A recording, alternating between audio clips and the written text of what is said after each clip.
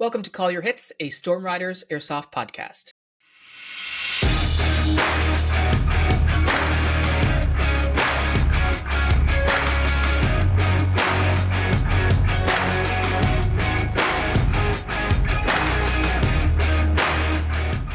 Thanks for joining us, everyone. My guests today are two Australian airsofters, Ben, also known as Frosty on the Discord, who's been on the program a few times before, and his compatriot Josh McKenzie. Josh, along with Cal Chataway, is one of the founding members of Oscar Zulu 1, or OZ1, the group of Australian airsofters that organize yearly airsoft games in New Zealand.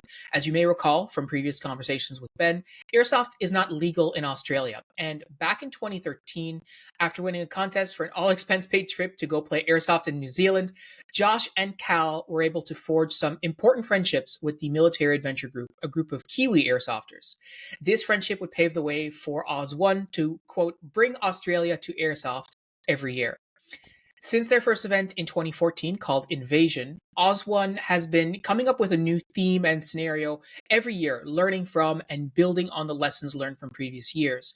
Their newest game is called Operation Black Gecko, and it's coming up next month in October of 2023. And it's going to be played over 3 days. And we're here today to learn all about it. So, gents, welcome to the show. Ben, it's always great to have you on. Josh, you came highly recommended, and I thank you very, very much for being here with us today, sacrificing your Friday evening after a long day.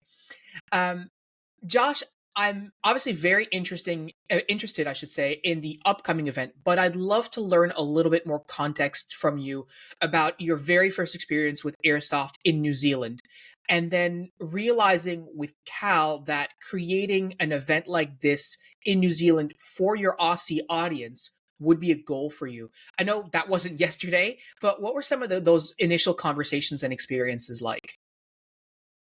Yeah, perfect. It's always good to start at the beginning. It's an honor to be here as well. The beginning was quite different for both of us. Cal had been part of an organization we had in Australia called the Australian Airsoft Council. And he'd been sort of high up in that and working with people all around the country to try and get some push on whether we could ever sort of have this dream in Australia. What I don't think people realize around the world is no one in Australia that I knew or that I haven't introduced the sport to knows the word. So they don't understand what airsoft is. If I have to keep it short, I just be like, it's like paintball, and we have that here. So because it doesn't have replicas involved and they're just paintball guns, that's been able to be a go from the start. I actually think I first had to look up what airsoft was from like a YouTube video where I had seen this, and it was used as a prop. I went and I found the Airsoft Council. Cal and I met at an airport, like I think a year into me being a member, and it was my membership that just had an automatic entry into this competition. Neither Cal or I won the competition. 2 other people won, and they couldn't go. So it sort of fell to us to go, and it was amazing. We'd never met before, met in Sydney Airport, and flew over. And the first year was just a ride. The first night we arrived, and we camped on field at the very first event, which was 1 year before OZ1. So we were just 2 Aussies over in New Zealand, and we were camping on field. We were supposed to sleep. And we had arrived at on the red ice. So it was like 1 o'clock in the morning. And by the time we got to the field, we're supposed to sleep to get ready for the game. Not either of us got a wink of sleep. Like we were so excited to just go. And that year was fantastic. And credit to that original team who sort of put that together for us and allowed us to experience that. And I think it was on the flight out, we're just like, okay, so it's over. What do we do now? And he's like, well, we've got to do it again. And we should bring more people if there's 2 of us. Because, everyone knew there was 2 Aussies in one of these squads. So we were a target. And we got taken out as like super freshies. We're like completely green to the sport. And even years later, like we go 4, maybe 5 days a year. We've only played that much airsoft. So having as much skill as you could possibly have in OZ1 is less than 2 weeks all up. So that's why you brought Ben in to be a meat shield. Well, Frosty's a weapon, and I do recall. I think he's mentioned on one of the other podcasts the takedown of 7 of us. That was that was my squad, and it was the PMC, so it was supposed to be the team balancer. And because they were doing so well, we had come through and we're like, oh, we better take some of these capture points back. And we thought we had it easy when we had taken out most of Frosty's squad. And as I go to res, he's just popped up and taken the last two of us out. And I'm like, oh, that's a team down. Well done. And he's gone back. And he didn't blink. He's just like straight back and he's like gone to res his guys and he's moving on. And I'm like, this is the kind of airsofters we need. And there's so many of us. I mean, there's ranges of everyone in the team, but it's fantastic to have Frosty on board. Yeah. So I mean, it's been since 2014 that you've been running these games. So I mean, Yeah. it's going to be this year's will be I guess the ninth, but minus the COVID years, I suppose, which we all have to subtract. It's been 9 years since the initial game. What were some of the early lessons for you, from an organizing standpoint, in terms of, I think anyone who's organizing a game, first of all, who's listening to this, is not thinking about organizing a game in a different country. So number one, right? And the other thing that I think is probably lost on some people who don't have the experience that you have, which is that you're right. Like, however many times you've played in New Zealand is however many times you've played Airsoft, right? Which also means that when you go to New Zealand to play Airsoft, you also want to play. Most people who organize games don't also play those games, or don't tend to play those games. So I guess that's twofold questions, right? Like, what were some of the lessons that you learned initially, and how do you balance organizing a game that you also want to play? Yeah, so I mean, we got some really hard lessons early, especially with organizing such a big team. I think we started to try and organize it with, pen and paper, and then I have taught myself how to, build a solid spreadsheet since then. But also safety things, like we were observing the organizers sort of scream out to make sure that everyone was doing just like healthy things. Like they were checking our boots on one of the 48-hour things because it was just a safety thing. Wanted to make sure that everyone was safe on the field, and that's paramount in more ways than one. Like the iPro thing was obviously the most important, leading to how the guns work from the start. But we needed to watch people's hydration. Some of these guys don't go out into the bush at all, and they were going out for 4 days with us. So I think there was 1 year where we're like, oh, do we sort of do the whole like forced brief of safety every single day and like, yell at these guys to make sure they're drinking water? And I think halfway into one of the events where we thought we'd take it easy, people were just like dropping. Like we had people that were dehydrated or had heat stroke, and we're like, oh, this needs to stop. And small things like not having guys have thermals under their gear because no one's taken off their webbing. So they'll just run hot, and then they'll run too hot and they'll overheat. And I think it was those early lessons of like organization, especially it's a different country and we're very close down here. Some of the guys drive further up to a game than we fly, at least on the east, but the climate is completely different. So a lot of us, and especially if you're in like sort of Queensland up where it's nice and hot in Australia, and you're going to essentially what's the line of Tasmania, the most southernmost point of Australia, where we're playing a game, guys are freezing and they over prepare for that by layering up underneath their gear. And we just always tell them, put stuff over so you can just shed it when it gets hot, because in the middle of the day in the sun, it's going to be hot, especially if you're dragging gear around. And as far as organizing and playing, I'm definitely playing less and less as we organize the bigger and bigger events. But I think it's because I'm enjoying the organizing just as much. Whereas, we kind of had to do it and had some help at the very beginning. That was, we went from, I think, 5 in our very first game to 25 where we're playing with all these Kiwis. And then it got up to 50, and then it got up to 120. And then like one of these big games was, I think, 70 aside. And it was 48 hours on field. So we did make the mistake of splitting it down the middle and having Aussies on one side and Kiwis on the other. And that became because, I mean, you take Aussies and Kiwis and put them together, they get pretty competitive. And it got kind of nasty out there for a little bit, but only just, just good fun until after, where everyone shook hands and had a beer anyway. But it was, it was some learning curves like that. So when I balance the teams, I always make sure the numbers are balanced. And I've got like half Kiwis, half Aussies every single time. The only other time I've played Airsoft was in Thailand on a separate trip. We had a recon group of 3 of us go to see if we could organize another event there. And that looks promising as well. So we might just go everywhere we can that's close and give it a shot. But definitely trying to head up to the Northern Hemisphere even more in the future. Right. So you had Invasion in 2014, you had Colombian Dawn in 2015, Invasion 2 in 2016. There's a few others that since then. Ben, where along that timeline did you link up with OZ1? Yeah. So my first entry to the series was the first Conquest game of the three. That was in 2018.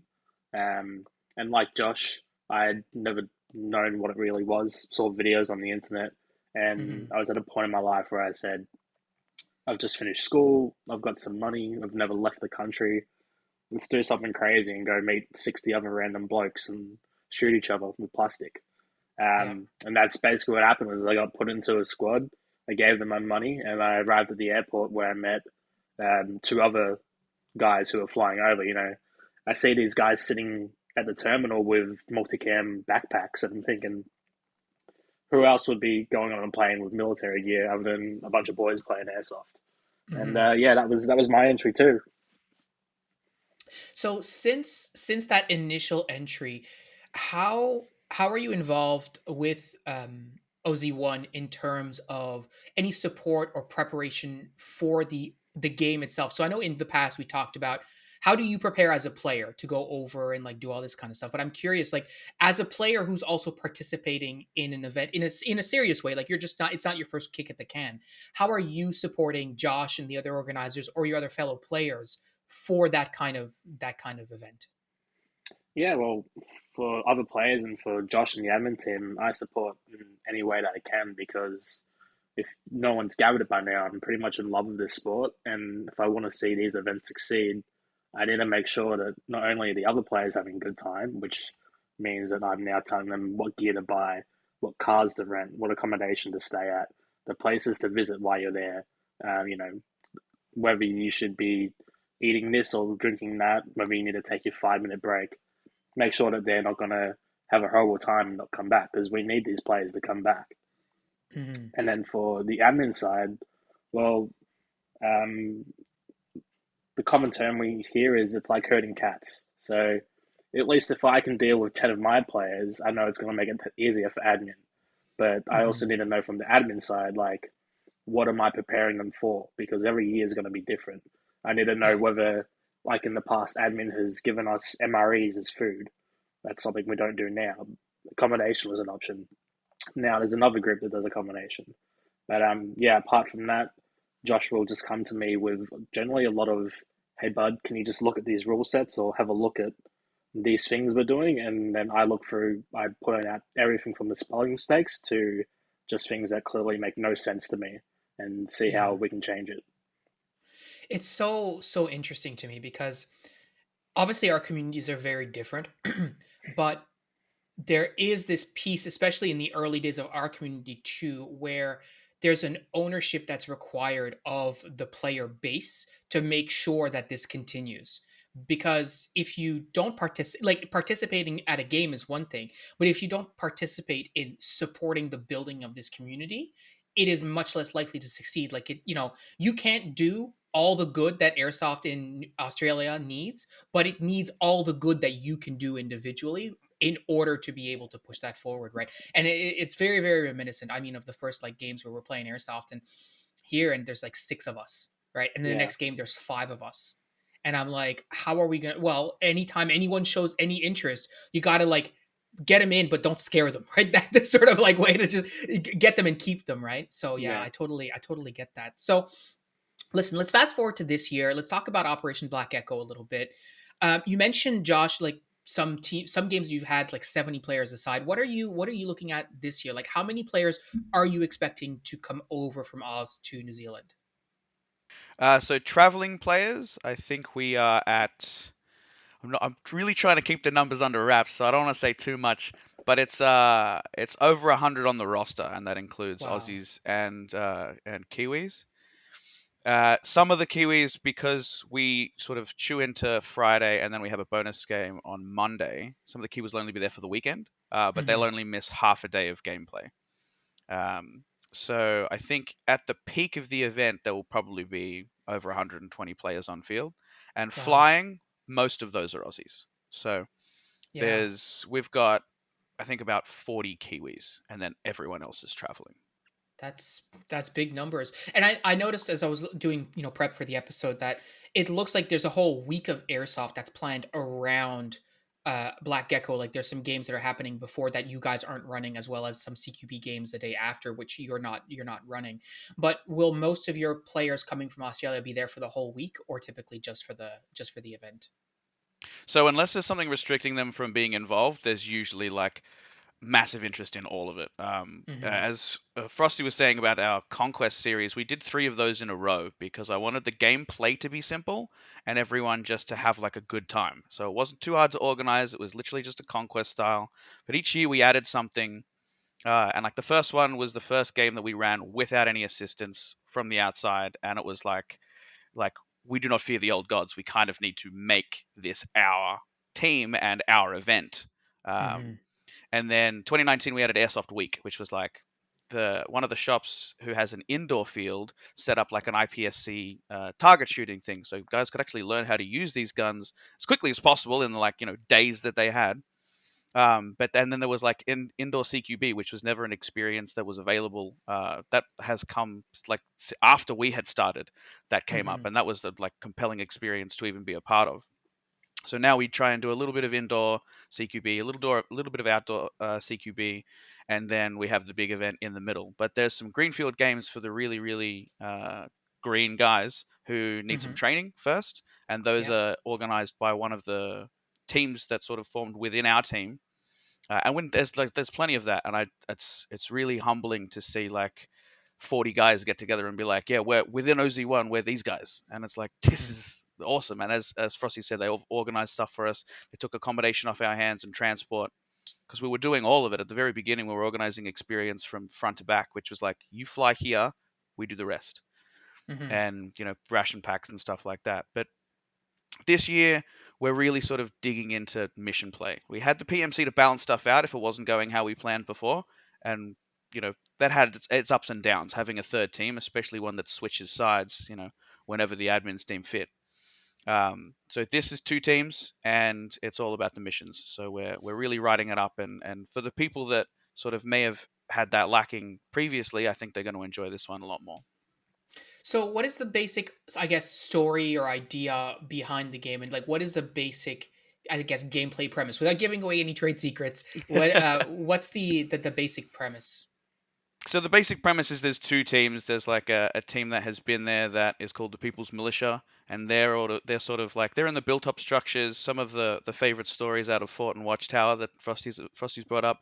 They're going to start over that side, and the new resistance is this pushing force. So I had to pick 2 colors that were equally able to stand out in the bush, because Mm-hmm. we had blue and red before. So they're gold and purple, and they'll be armbands because we've never done it before. People always complain that they can't just get the right camo for 4 days and be on their Mm-hmm. team, or if they want to switch, they don't have a second set of cams. Like this is an investment they make to be able to play the game. Mm-hmm. So the cams are just a guide. Whatever you want to wear, you can wear. Everyone will be in armbands, and we'll just see how it goes. We haven't like we're still experimenting every year, and if it's better, we'll keep it, and if it's not, we won't, or we'll just run some with and some without. And then so this new resistance force sort of pushing through, and their idea is to sort of take as much as they can, as quickly as they can, and it's the People's Militia that needs to sort of defend that. Right through the middle of our field, we're lucky enough to have a bunch of little fields sort of everywhere. So there's like a Mm-hmm. theme in some spots. Like a lot of it used to be some paintball areas that they now don't have their barriers, so you can walk straight from like forest into like these what we call graveyard, which is a bunch of gravestones like with holes in them that you can shoot through, Mm-hmm. and that's just a section of the field. So you Okay. can describe where you are by saying sort of what's around you and some of those, but there's oil drums right in the middle. So we're going to put a pipeline right through the middle and then have that separate the factions at the beginning, and then all the missions kick in. We'll do missions on the hour every hour, and then they can affect sort of changes in gameplay. The rest is still being worked on, but it's the way that it's going to work, and some of the missions that we've already gotten creative about, if they can be pulled off, it's going to be quite an event. So, speaking of the missions, I think one of the challenges that I can imagine as an organizer, especially where you have to rely on other people to help you. How do you get help to prepare for the event, but also try and keep secrets or surprises from the people who likely are helping you, but also will be playing, like a guy like Ben, for example? So if there's a question that Ben asks and I can't tell him the answer, I will just tell him I'm not going to tell you that. And then he will ask again, Okay. and I'll be like, no, that's not something that. But the guys that are involved in the admin, generally there's an equal amount from both teams. So if anything is leaked, the other team sort of has that information anyway.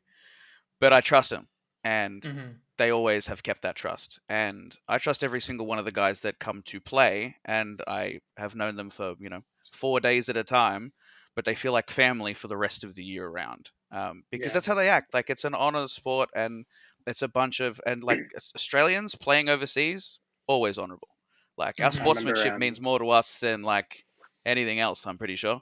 So we keep that and we uphold that and we are very protective of the team. If someone is not doing that, then I don't have to speak to them. They've been sort of like their own squad will speak to them. If it gets Yeah, out of gotcha. hand, they'll let me know, but I can't remember the last time that's happened. I've heard whispers and they're like, nah, it never got to you. I'm like, oh, well, if it sorted itself out, it sorted itself out. And as long as people are happy and no one's, there's never antisocial behavior ever because everyone is like a mate. Everyone's getting along really, really well. Yeah, Hmm. it's super easy to bond. Like I remember my second year, we were, you know, coming to the end of the day, and we were sort of on the drinks at this point. And Cal came up to me, and we were talking about like past stories. And Cal had the idea that I'd been there for like 4 or 5 years, but again, I don't. It was only my Yeah. second year. Exactly, it's super easy to get that bond with these people. I talked about that with Jordan on the podcast last week, and I think we called it trauma bonding. Is the Yeah, is the name for it?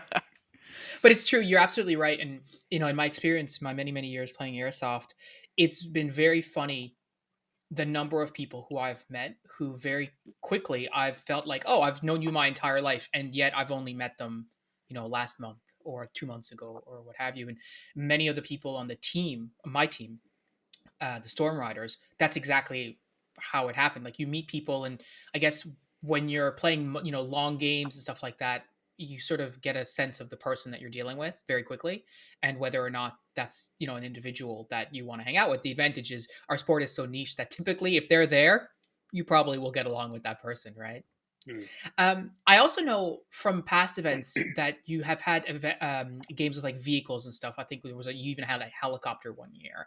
How did you arrange that? And is that something that you're looking at this year, like in terms of vehicles?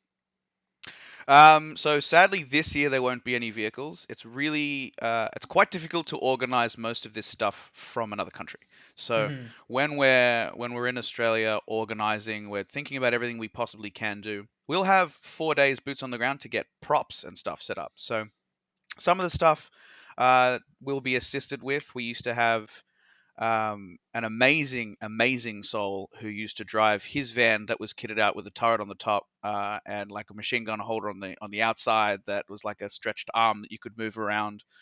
He would give people lifts everywhere. We have done the helicopter before. That was a matter of just sort of organizing it with uh, the airfield. So we drove to the airfield but flew into the field and landed. That was on a Hmm. clearing that doesn't exist anymore. That's now been ceded, as far as I'm aware. Uh, and this is all the land that we're on that belongs to New Zealand and Canterbury as a populace. So there's some things we can do and some things we can't. We did have a lot of assistance from the early organizers. So they had I believe they also had the vehicles for other purposes that they used for film and TV and such. So Hmm. they were available, and we were really lucky to use those. They weren't deployed too often, but for like the big FOB, that was good to have the vehicles around. Some people just have, if they have a car that they don't mind using on field, they'll use that. And always get a $0 excess on your rental car because you never know what can happen. Yeah, It's absolutely.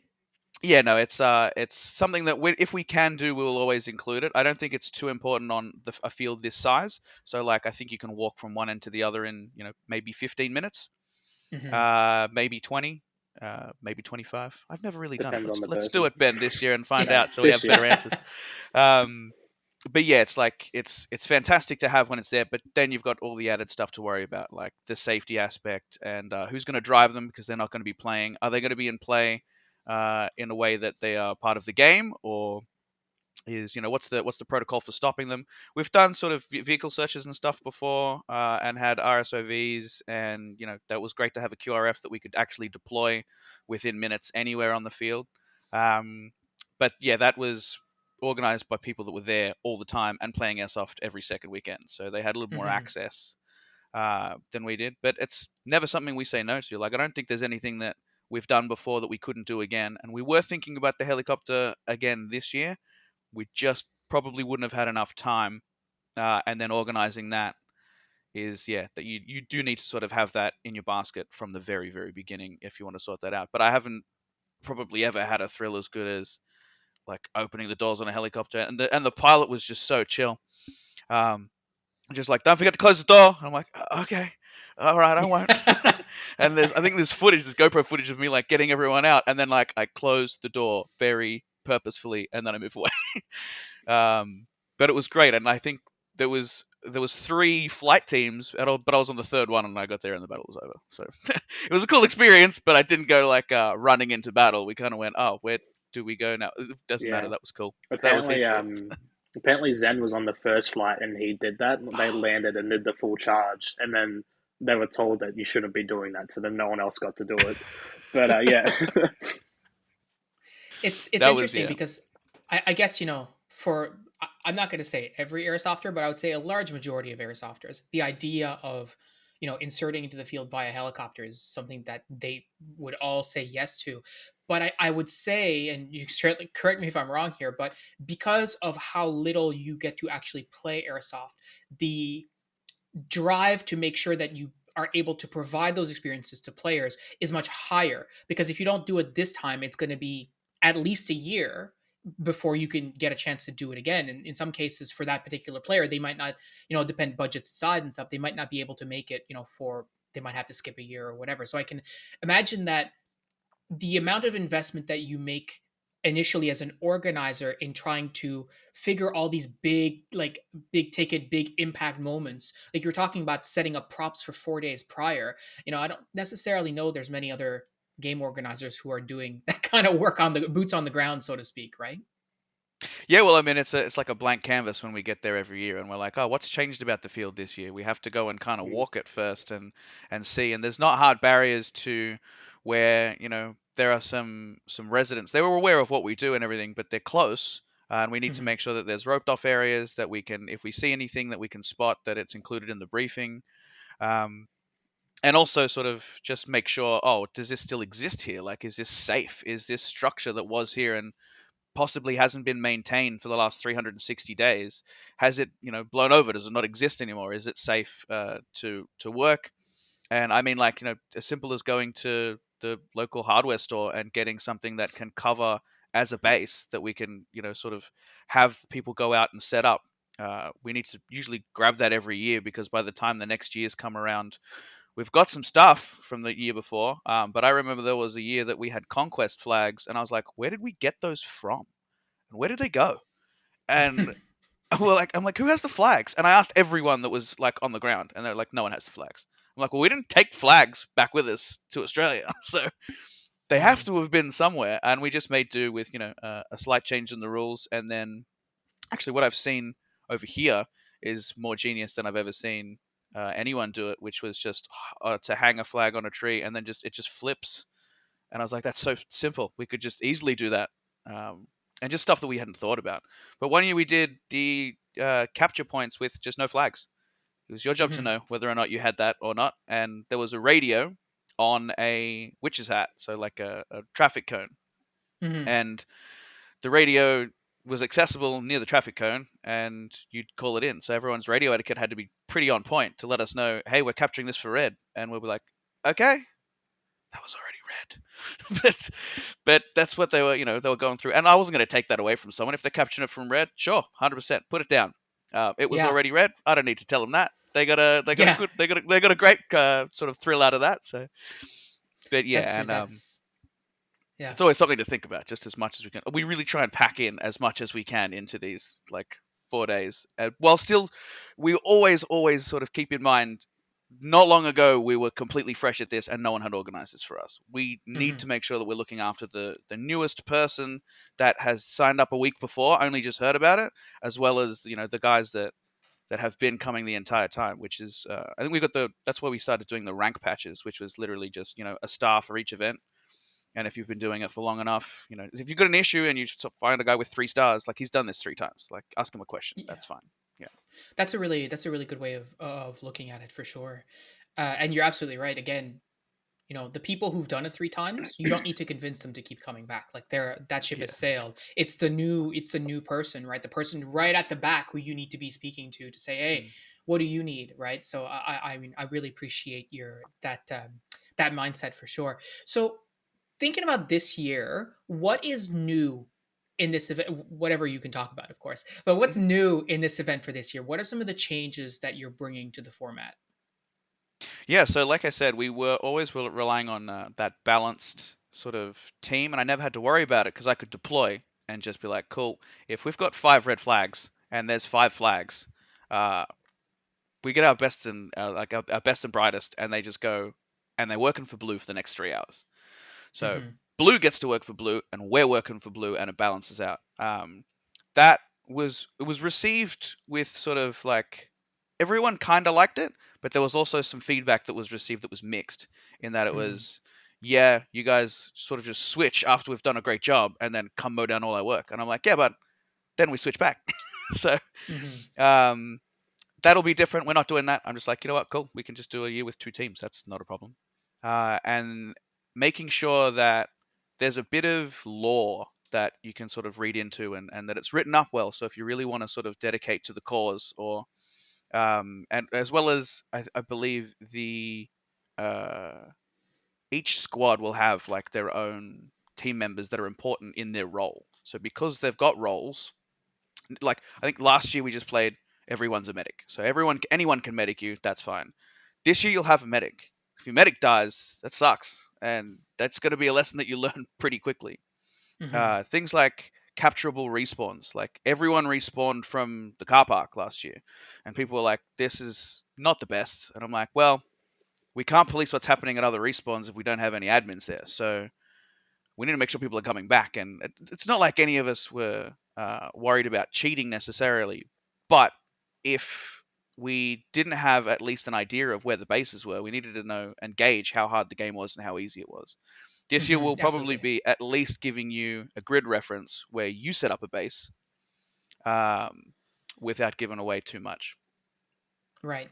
And then that makes it easier for you to put an admin there at the very least, or make sure that an admin goes there at regular intervals, let's say, just to your point. And it's very similar what you're saying to what we did in a previous game, where it's like, I'm not really concerned about players cheating, but if one side is getting absolutely rocked and is just sitting in their respawn, I at least want an admin there to be able to go, okay, guys, like get back out there, or something of that nature. Understanding that there's no balancing force, it's like, okay, well, you're gonna need some bodies, so you might as well just, we'll give you a free respawn, go out there and just, yeah. So I totally feel that. And in terms of like, one of the challenges that I've abutted against as an organizer is managing the gameplay aspect of things, like how the game is going to run, and my spreadsheets on spreadsheets, which I totally feel. But then also the lore, the role playing, the story, etc. And I've been very fortunate in that I have Pat, who's been my best friend since we were children, but also my best airsoft mate, who can say, okay, well, you give me the role playing lore stuff, I'll handle that. You just focus on the boring logistics of it. Do you have that dynamic for yourself? Like, are you doing all of it We simultaneously? have our own Oh no, Pat. it's yeah. Yeah, We've yeah, got same guy into Warhammer and everything. D&D, Okay. Dungeon Master. The only thing that I think is hasn't got in common is our guy Candyman. He doesn't do gun teching, as far as I know. But Gotcha. apart from that, it's basically Pat. Yeah, I've always wanted to Yeah. do gun teching and never been able to because I get 4 days a year to have a crack at it. So it gets Yeah. a little bit more difficult. But no, big shout out to Candyman, who is basically the lore master and provider of sweets. He was famous for running around field with jelly snakes in each pocket of his cargo pants and just being like, Mhm. sugar, and offering that to everyone as we went around. And some people needed it. And then like Yeah. Cal, like there's two founders, like there's two of us that started it from the beginning, and we've both been putting in the exact same amount, which is everything we got every Yeah. time. And then you get like you get really lucky, and someone like Ben will come along and just be like, "Yo, what about this?" And it'll be an idea, and I'm like, "Done, it's in, let's go." Like I see absolutely no reason we shouldn't just have this like idea now. Like it's deployed, approved. Let's go. Like, how are we going to do it? Yeah. What's the logistics of it? And I sort of just I do what I'm like in the real world. I'm a tech guy, so I try and do some of the back end stuff and make it easier and easier to track, so we don't have to spend so much time on the boring stuff throughout the year. Um, but yeah, we'll all pitch in, and it's kind of like even just recommendations from within the team, like the heads of other teams will come through and just be like, "What are the rules looking like?" And it's like, "Yeah, are we on schedule?" Like, everyone's checking on everyone, and we put in as much as we can all the way through. It's definitely not just me, and it's definitely not just even the organizers themselves. Everyone's getting their teams together. Yeah, there's a saying in my line of work, which is the best way to have a good idea is to have lots of ideas. Yes, yes. So, I mean, I think that sort of, and I'm curious, Ben, like, so your experience compared to Josh's in terms of airsoft in Australia is the same, which is that it's not a thing. Mm. So, where are you getting your ideas? Like, how are you coming up with some of these suggestions that you're making to Josh for what about this or what about that? Like, how are you coming across that stuff?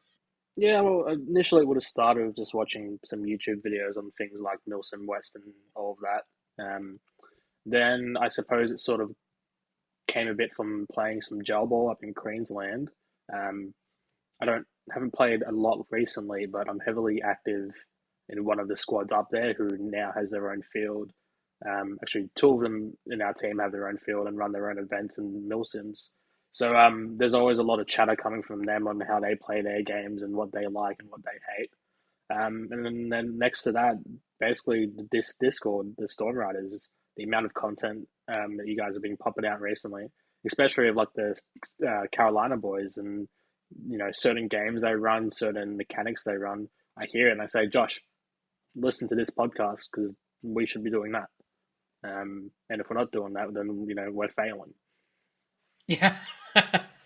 That's the hard line. If we don't do it, we're failing. I mean, Yeah, as an outsider looking in, I can't imagine anyone would give you a failing grade just by virtue of the adversity that you have to play airsoft in. I think the fact that you're still doing this, since 2014 on is a massive kudos to the community that you have built. Not just your own resilience, Josh and Cal, and the early organizers, but the fact that you really live that dynamic. But this is not the outro, so I'll save that for later. So, Ben, what are you looking forward to at this event in particular? What are you going to be doing differently, or dare I say it, better this year than previous years? yeah. Well, I brought it up in the last episode, but the big thing for me this year is my own team. Of course, this will be our debut, um, and me and my other sort of team lead admin have put a lot into just sort of really standing out this year of hey, look at these guys because they know what they're doing. They're having fun, like all the new people coming this year should be looking at us and of course other squads, but they should be saying this is sort of a standard that OZ1 now wants to come to. For example, Josh here, old previous years, him and all the other admin guys, they've been wearing black t-shirts and jeans as their uniform. Whereas now they're buying full camouflage, multicam, chest rigs and everything, and they look like completely different people. So Hmm. yeah, it's definitely want to focus on sort of uplifting that sort of standard as to this is a milsim game. Um, and as much as airsoft is just fun, like it doesn't need to be anything more. It should definitely be more than just a fun thing that people do. That's what paintball is. Paintball is, hey, let's go spend a shitload of money, sorry, on It's all good. shooting each other with paint for the weekend because that's a bit of fun. Whereas flying to a whole other country to do an immersive experience for 4 days, it's you gotta put more into it. It's um, if all it takes is all you have, sort of concept. Uh, Apart from that, definitely want to step up more on the sort of admin side. Um, curious to take more notes on how this game runs and what works, what doesn't, because that'll make a huge impact into the future of next year. Like you said, since 2014, next year is going to be the 10-year anniversary, and you'd have to make it a good one. Yeah, that's right. Because all the other ones, they have to pale in comparison to the 10-year anniversary for Exactly. sure. Josh, what about you? Like, I know we talked about some of the things that you're planning and you're thinking about, but what are you really looking forward to this year? And what are you, as a player slash organizer, what is something that you're looking to change or do better this year? So we've taken the feedback on. I do get some feedback immediately, and then I ask for as much feedback as I can get after. And as soon as it comes from more than one person, I'm like, this is worth considering. So Hmm. uh, everyone has something that they do and don't enjoy about every game. That's just the nature of the like dynamic sort of range of players that you get in the sport. We have people from all over the country of all walks of life. Um, and like some people don't like walking this far, and I'm like, okay, well then you better make sure that you're really prepared for that capture mission where you get a respawn out of it, because you're going to Hmm. want that respawn. Some people are like, no, we should like, it should be more immersive. Like I think there was a large Sesame Street character on the field, and it sort of ruined the experience for some people. And I'm like, Hmm. I'm pretty sure more people enjoyed that than didn't. Then But we not. have done it, I think, like 3 years in a row. So I was like, yeah, well maybe we should wind it back when we're doing more missions. But it's really just thinking about what would be good for the gameplay and thinking about it over and over. Making sure that the map is safe, making sure that everything is kind of, would you do this again? I don't want people to sort of come and be like, oh, after doing 3 conquests in a row, this story is good, but it could have been better. It's like it needs to be Hmm. pretty good, like and almost overwhelmed. Like missions are going to release. You don't have to complete them then, but they will be available more and more and more. So by the end of the game, there's a whole sort of list of things that you can choose from, but some will be timed. So Yeah. you have to do the timed ones as a priority of what you would like to achieve and what the points are worth. Some points will be told so you know where to spend your energy. Some won't. Some will be there's an amount of points that this is worth as a bonus. Well, you're completing this mission that's definitely worth 50, like there's a bonus in it for you. I'm not going to tell you that the bonus is 5 or 25, but it'll be significant at the end. And it's worth pointing out, especially, uh, we had 3 conquests, and we had at the end of the year, I think, like one mission made the difference between the decider, because red won one year, blue won another year, and then the winner took it out by one mission that was worth 100 points, and they won by 80. So Wow. if they hadn't completed that mission, they didn't get over the line. And it took I think we took three. We had to take 3 runs at making sure this worked out, because I was like, I did it once in my head, and I'm like, all right, that's. I mean, it's that close. We were aiming for close, but we weren't aiming for like Hmm. a hair over the mark. But that's been like every year. It's been, I think, the beginning of the Sunday, so the third day, which is usually a little bit shorter, but still a full day.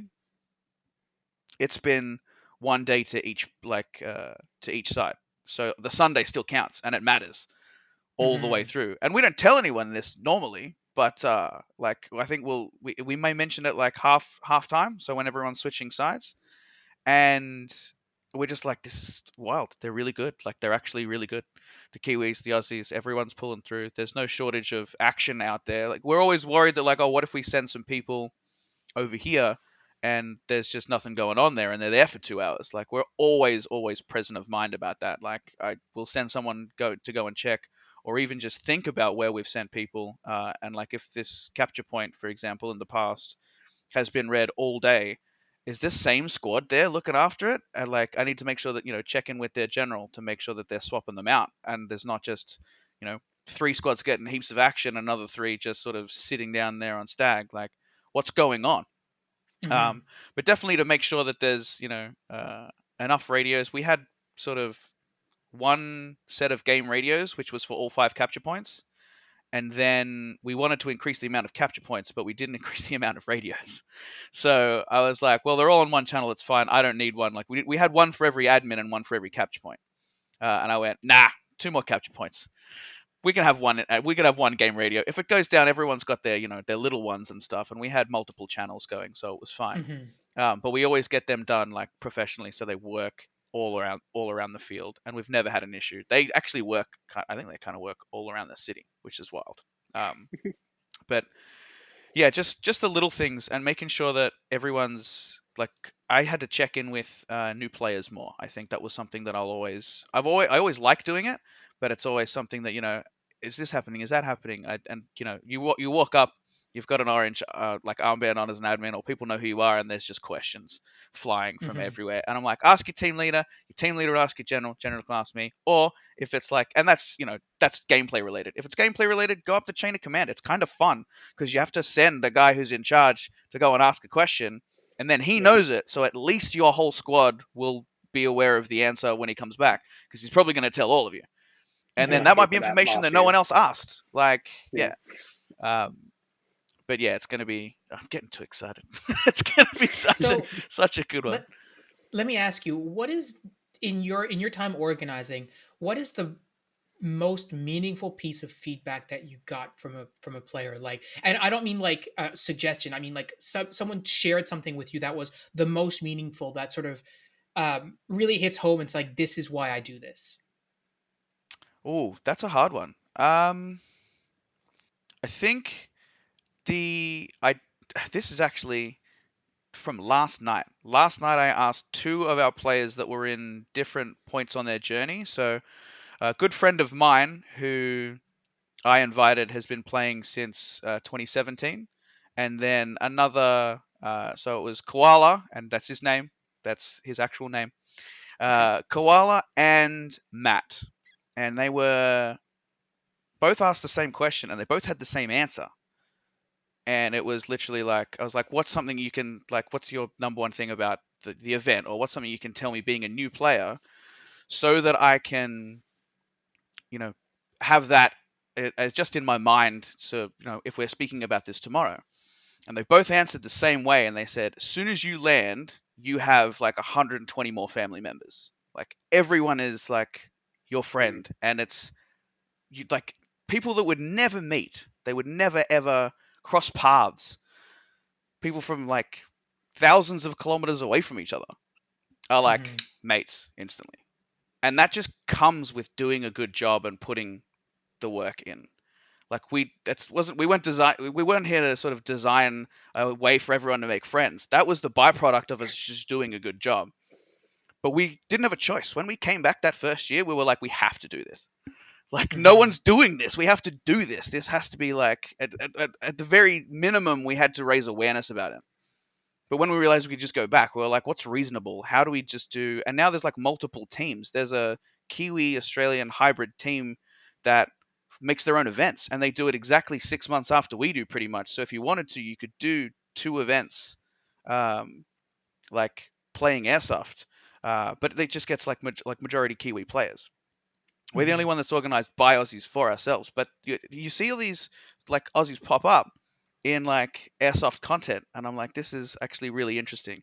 The page that I had followed that was just Kiwis for years now has an Australian member. Someone moved over there and went, now I can do this every weekend. And I was like, this is really cool.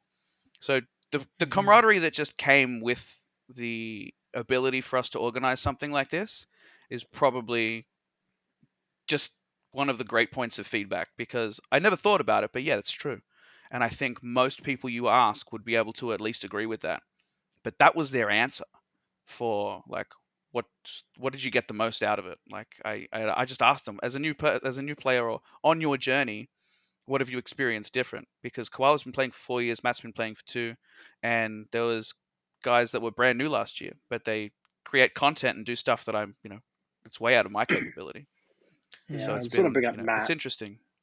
Matt's great because his first year was Conquest 2019, and again, he jumped into it not knowing anyone there. He booked a combination of all of us, and we're all getting kind of drunk one night, and Matt's just sitting on the couch joining in as if he, was the uncle that's always been around. And Yeah. then obviously COVID happened. Come last year, our first event after COVID, and Matt's there, and I'm going, oh, Matt, from you came in 2019, didn't you? And he's like, yeah, I was there. I was like, it's great to see you back because obviously after COVID, a lot of people couldn't come back. And to see that, players like him jumped on it without a second thought is, it's truly motivating to see the reason that not only others do want to come back, but you should be coming back to see them. And I think, players like yourself as well, Ben, make a huge difference in that, because as an organizer, Josh, that's one part of it. But the fact is that people need to be welcoming in the community, that they're actually going to be bumping elbows. Josh can be as nice as he wants, but he's not holding that point with, Joe, who just came out to their first year. It's going to be someone like Ben, right?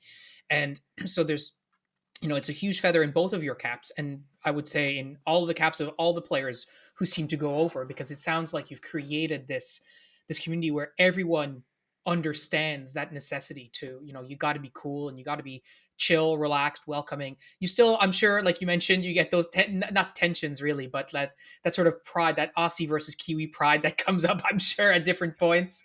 But it's all in good fun and in spirit of the game, right? Like it's part it.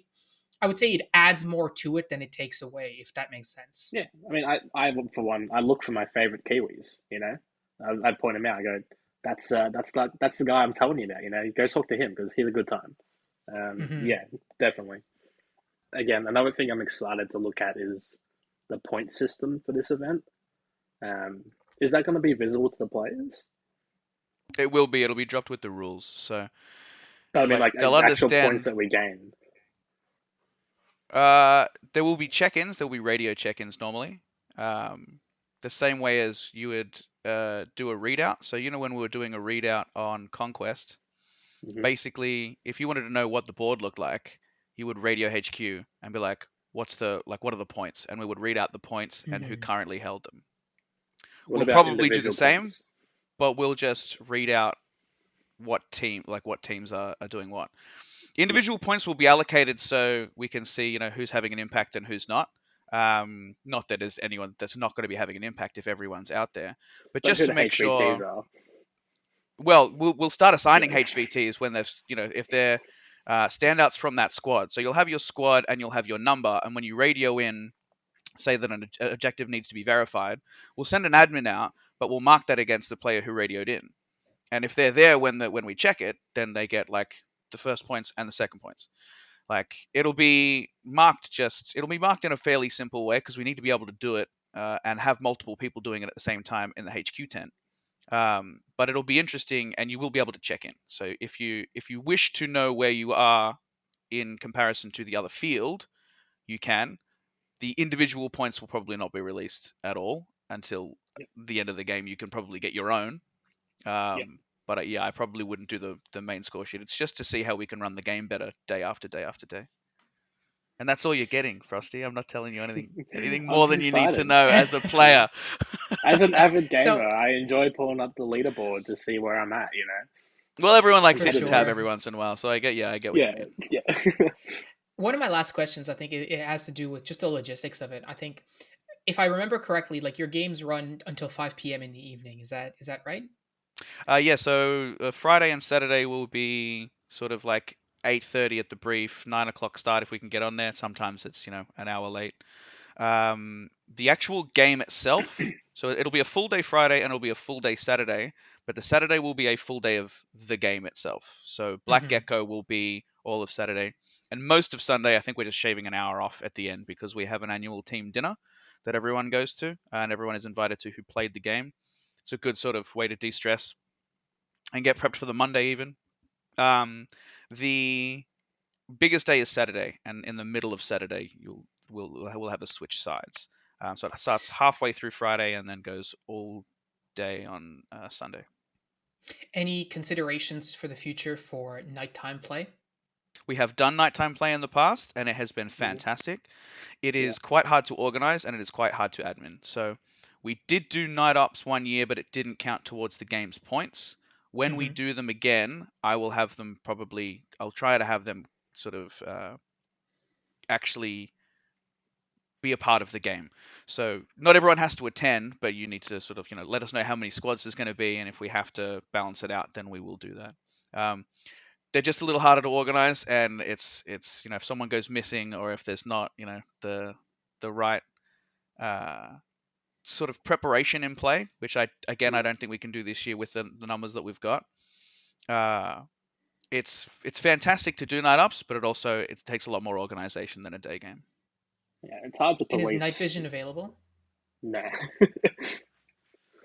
But Yeah. it's hard to police night ups. So like 2019, I think is when we did it. And problem is, after a long day, a lot of people are tired, want to go home and have a shower and get ready for the next day.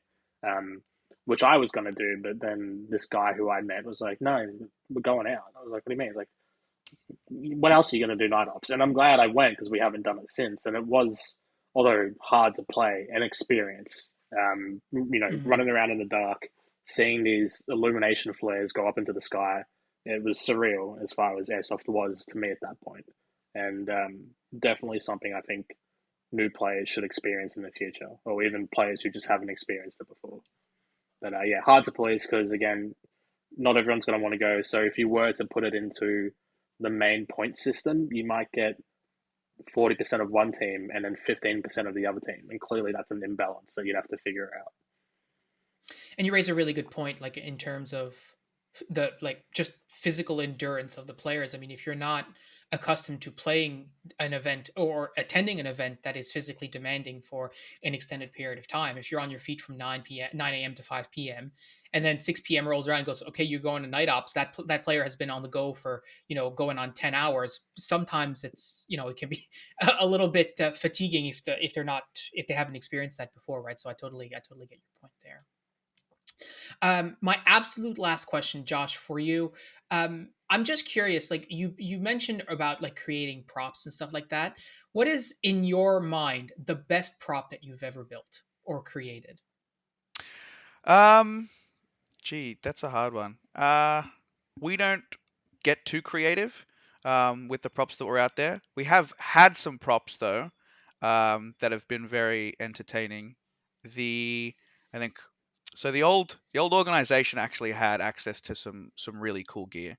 So I would probably say the greatest prop that I've seen, and that was part of the team event, was a suicide vest that was brought into the 48-hour game that we did. So that was we were on 3-hour rotations for that. So if you needed rest, you got it in the 3 hours that you were, on rest. And there was 4 platoons. Because we had 4 platoons, we had one on mission, one as the QRF, and then one guarding the base. And because of the rules of engagement, civilians would come and go. And right at the changing of the shift, we as the team that I was on, the platoon that I was in, were on guard duty. So, and I believe I was in charge of that, or it might have been Cal. And we effectively let in the guy in the suicide vest to stand right next to an entire platoon that was about to go out on mission and push the little red button. So that went off with a bang, and one of the organizers that was assisting has just gone, right, all of you guys are dead. And we've gone, oh, so this is why we're supposed to check them for ID and check them for weapons. And I had just quietly gone over and I'm like, did you check him for? And he's like, yeah, I told you I checked him. And I'm like, did you check him for weapons? He's like, no, I checked his ID. And I'm like, well, so we know exactly who it is that blew us all up. But that doesn't help the guys. And then some of the guys that were in that platoon were like, oh, that's not great. Because they had just been come off rest. So they were ready to go out on a mission. They were pumped. They were ready to go. And then I was like, let this be a lesson. If we say really. Check for ID and check for weapons, what do you do? Check for ID and check for weapons. I'm like, I think we've all learnt this lesson. And I think the only guys that didn't get to see it, because the QRF was in, was the people that were out on mission and they were coming back and they were tired. And they're like, why does everyone look so sad? And we're like, we don't want to talk about it. You'll hear about it. We don't want to talk about it.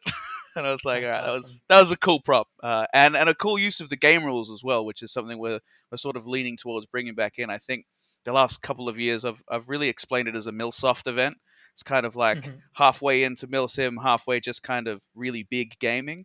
But we really want to, and a lot of the guys really want to get, especially the guys that have been coming for a few years, really want to get behind a full-blown Milsim aspect and leaning back into that again. Mm-hmm. Yeah, Milsim adjacent, as I like to call it. Yeah. Well, I call it guys, Chilsim. Chill sim. Yeah, that's a really Chill good sim's one. great. Yeah, Yeah, it's that's a very awesome. long chill sim. Yeah. Yeah, that's a good way of looking at it, guys. Thank you so much for taking the time to speak with me about this. I'm really looking forward to hearing how Black Gecko goes. Hopefully, we can have you on again to do an after action and debrief on all the secret squirrel stuff that you weren't allowed to talk about today, Josh. Um, and hopefully, at that time, we can also share some pictures or some video, whatever you guys have. I'm so excited to be able to talk to you guys and discover what airsoft is like in a part of the world that is so far removed from where we are, and in many ways really rings a lot of similar bells to my experience, even though it's obviously very different. I see a lot of the similarities, and I really appreciate that. So thank you so much for coming on. Thanks so much for sharing that. Um, It's an and honor. That's all I've got for you, listeners. Thank you so much for listening. Make sure to check out the Discord if you want to have conversations with Ben about all the chill sim he's going to be doing in New Zealand. But until that time, that's all I got for you. Thank you so much for listening, and we'll talk to you next week.